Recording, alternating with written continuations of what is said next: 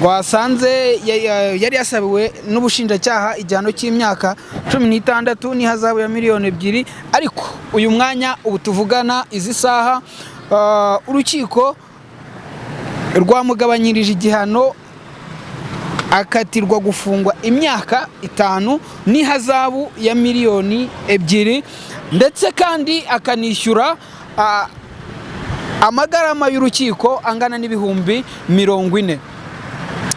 Ibyo ni ibyari mu rukiko nk'uko mwabibonye, nk'uko dukurikiye. Nyuma y'isomwa ry'uwo mwanzuro, abantu benshi bari imbere mu rukiko bacitse intege, ubona ko bababaye, ubona ko hari ukuntu imbaraga zabo zicitse.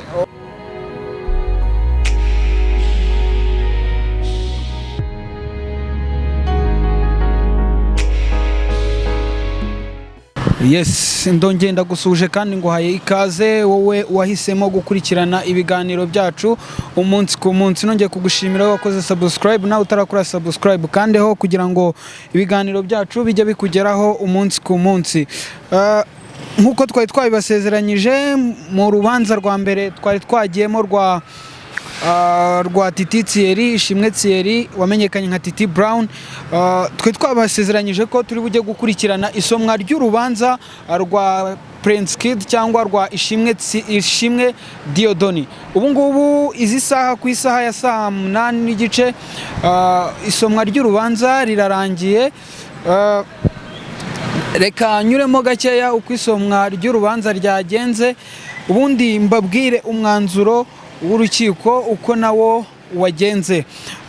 Urubanza rwagombaga gusomwa saa 5, haba impamvu yatumye rudasomwa saa 5. Ni urubanza rwasomwe uregwa ari we Ishimwe Dieudonné cyangwa Prince Kid adahari, ntago yari yaje, ndetse n'umwunganira ntago yari ahari, ahubwo hari hitabiriye abantu benshi nk'uko mubibona mu mashusho yacu, bari baje gukurikirana urubanza. Mwiburanisha mu isoma ry'urubanza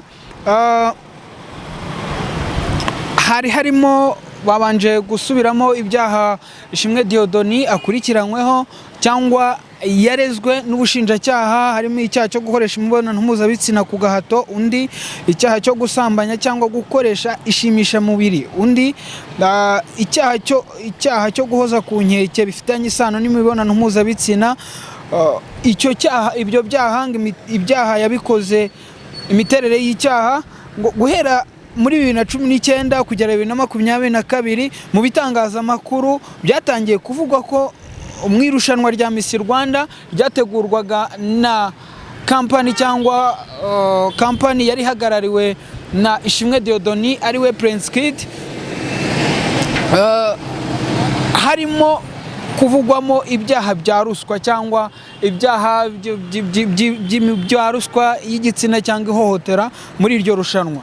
Iperereza ryatangiye gukorwa guhera icyo gihe, guhera 2022, hatanga uburenganzira bw'uko hafatwa ibimenyetso bigiye bitandukanye.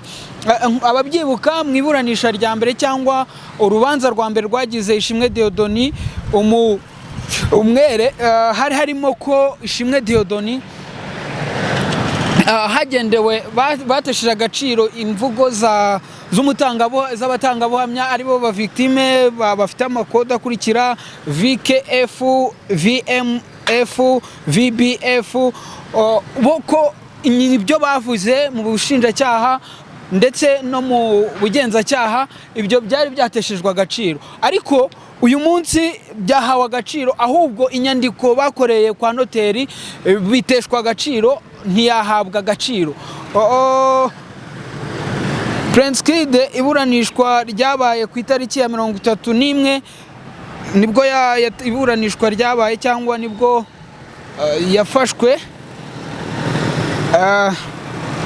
Urubanza nibwo ubushinjacyaha bwajuriye kuri 31 z'ukwa 12 2022. Ubushinjacyaha nibwo bwajuriye kuko yavuye yarekuwe n'urukiko rwisumbuye rwa Nyarugenge aza kuri High Court cyangwa ku rukiko rukuru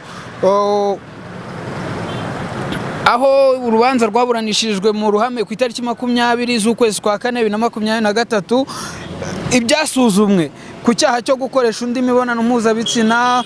Urukiko rumaze gusuzuma VMF hasuzumwa ibimenyetso byatanzwe hashingiwe ku nyandiko VKF yakoreye imbere y'ubushinjacyaha. Iyo ngiyo ntago yahawe agaciro, yateshejwe agaciro. Ariko nimba mubyibuka neza mu iburanisha rya mbere, ubwo ni ku rukiko rukuru rwa Nyarugenge, ibi bimenyetso byari byo mu bushinjacyaha ndetse no mu bugenzacyaha byari byateshejwe agaciro, hahabwa agaciro ibimenyetso byari biri mu nyandiko zanditswe n'aba batangabuhamya cyangwa n'aba ba victim ari bo VKF, VMF na VBF, ko ibi byaha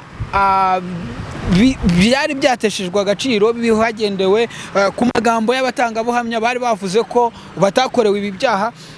Ariko uyu munsi ibi byose byahawe agaciro. Twihuse ngo kuba umuntu yaha amakuru cyangwa yavugira ibintu imbere y'urukiko ntago ari ukuri, ntago bivuze ko byose ari ukuri, ahubwo umucamanza niwe ufite uburenganzira bwo gusuzuma akareba neza ko ibyo ngibyo byavuzwe ari ukuri. Yego, Prince Kid yahamijwe ibyaha birimo gusambanya undi ku gahato, gukoresha undi imibonano mpuzabitsina agendeye ku bubasha afite. Ariko icyaha cyo guhoza undi ku nkeke cyo yagihanaguwe, ntago yagikurikiranyweho. Ariyo mpamvu urukiko rwasanze yari yasabiwe n'ubushinjacyaha igihano cy'imyaka 16 n'ihazabu ya miliyoni 2. Ariko uyu mwanya ubu tuvugana izi saha, urukiko rwamugabanyirije igihano akatirwa gufungwa imyaka 5 n'ihazabu ya miliyoni 2, ndetse kandi akanishyura amagarama y'urukiko angana n'ibihumbi 40. Ibyo ni ibyari mu rukiko nkuko mwabibonye, nkuko dukurikiye. Nyuma y'isomwa ry'uwo mwanzuro, abantu benshi bari imbere mu rukiko bacitse intege, ubona ko bababaye, ubona ko hari ukuntu imbaraga zabo zicitse, umurare bari bafite. Urukiko rwari rwitabiriwe n'abantu benshi barimo muri famiye ya Prince Kid, ariko cyane harimo itangazamakuru naryo ryari ryitabiriye ku mubare munini, nkuko n'ubundi kuva urubanza rwa Ishimwe Dieudonné cyangwa Prince Kid rwatangira hagiye hitabira abantu benshi, cyangwa itangazamakuru ryagiye riza ari ryinshi rikaza gukurikirana uru rubanza, nkuko n'ubundi yarasanzwe ari umuntu uba mu itangazamakuru n'ubundi azwi cyane n'ubundi mu itangazamakuru nk'umuntu wateguraga amarushanwa ya Miss Rwanda cyangwa wateguraga amarushanwa, yarazwi cyane. Rero iby'uru rubanza rwa Prince Kid nuko bigenze, nuko byari bimeze hano ku rukiko. Abantu benshi uri kubona ko bari gutaha bacitse intege, imbaraga ari nkeya, ariko kandi niko ubutabera bumeze. Ubw'ibyaha byamuhamye agomba kubikurikiranwaho ndetse akanahanwa nk'uko umucamanza yagennye igihano agomba guhabwa.